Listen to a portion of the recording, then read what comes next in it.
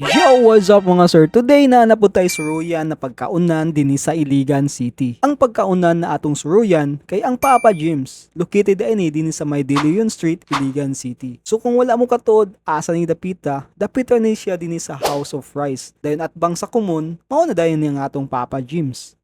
Mauni lang mga menu na gina-offer sa tuwa. Nasa sila pizza starting price from 300 to 550 pesos. Napos sila solo meals, group meals, vegetable, noodles, ug mga dessert. Apan karon i-try lang nato ang ilang gi-serve sa mua. So mo lang gi-serve sa mua dinhi karon. So as you can see na sa atong likod no, I'm with Hibby. Ayan, ako si Queen Landay. And then of course si Amazing Donna.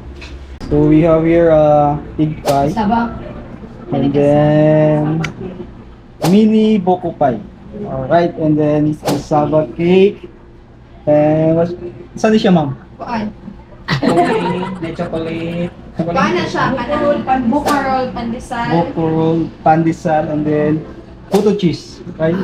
Then, sorry, nani siya yung ube, chocolate, classic, and buko pandan yung flavor.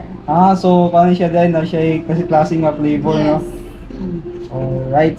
Naapod sila gipahabol na fruit salad, lumi, lugaw, champurado og halo-halo. Grabe kadaghan no. Mahurot ka na mo ni. Naglibog jud ko sa akong unahon og kaon. Apan duol maning boko roll pandesal, edi kani atong unahon og kaon. Ubi flavor di ay ni. Mawastang lamiya. Next kaning halo-halo, imikos-mikos na to ni. Tornado. Watag duha ka kutsara.